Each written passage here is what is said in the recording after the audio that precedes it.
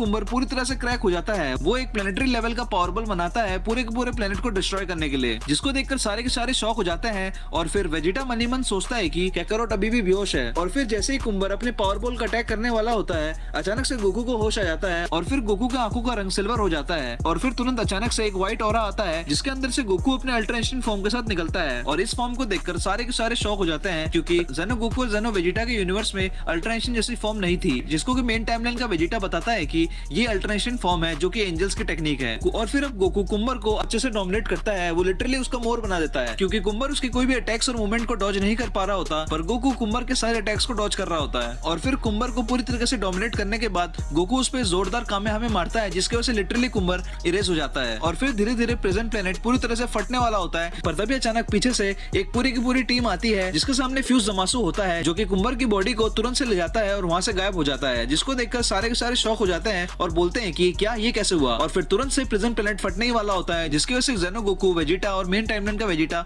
वहां से निकलकर बीरस के प्लेनेट पे आ जाते हैं, पर गोकू वहीं रह जाता है, जिसकी वजह से उसका कोई नामो निशान नहीं पता होता। और फिर प्रेजेंट प्लेनेट पूरी तरह से फट जाता है, पर अभी भी अपने मेन टाइमलाइन का गोकू का कोई अता पता नहीं होता। और फिर अब बीरस के प्लेनेट का सीन दिखाया जाता है, जहाँ पे जेनो गोकू बोलता है कि अब शायद सब कुछ ठीक है, तो मैं यहाँ से निकलता हूँ। और तभी दोनों जेनो गोकू और जेनो वेजिटा वहाँ से चले जाते हैं। और फिर उनके जाने के कुछ समय बाद ही वहाँ पे यूनिवर्स 6 के कायोशिन आके उन्हें बोलते हैं कि यूनिवर्स 6 में किसी मिस्टीरियस लोगों ने हमला कर दिया है, जिसको सुनकर तुरंत से वेजिटा और ट्रंक्स यूनिवर्स 6 में चले जाते हैं। और सीन सीधा शिफ्ट होता है यूनिवर्स 6 की तरफ, जहाँ पे हमें दिखता है कि कुछ मिस्टीरियस लोग बहुत ज्यादा तबाही मचा रहे हैं, जिसको रोकने के लिए केल, कैफला और काबा फाइट कर रहे होते हैं। और फिर वो मिस्टीरियस फाइटर बहुत ज्यादा पावरफुल होते हैं, मतलब उन्हें डैमेज देने के बाद भी वो लोग को कुछ हो ही नहीं रहा होता। और फिर एक एक करके सारे यूनिवर्स 9 के फाइटर्स को वो मिस्टीरियस फाइटर आराम से हरा रहे होते हैं, पर तभी अचानक से वहाँ पे वेजिटा और ट्रंक्स आ जाते हैं। और फिर तुरंत दोनों अपने सुपर साइन फॉर्म में फाइट करने जाते हैं। और इन लोग की फाइट कोई तो नोटिस कर रहा होता है, जिसका नाम है हार्ट्स। और फिर हार्ट्स पीछे से जमासू को बोलता है कि तुम तो इन सबको जानते हो। और ये बोलते ही तुरंत सीन शिफ्ट हो जाता है, जहाँ पे हमें दिखता है कि वेजिटा, काबा और ट्रंक्स इन मिस्टीरियस कैरेक्टर से फाइट कर रहे हैं। और फिर तभी अचानक से एक और मिस्टीरियस कैरेक्टर आता है जिसका नाम है हार्ट, और वो बोलता है कि फटाफट से एनर्जी ट्री बन जाए, ताकि वो सारे यूनिवर्स के गॉड ऑफ डिस्ट्रक्शन जेनो और कायोशिन को पूरी तरह से खत्म करके उस यूनिवर्स का सुप्रीम लीडर बन जाए। और फिर वहाँ पे जमासू भी आ जाता है, जिसको देखकर वेजिटा मन ही मन सोचता है कि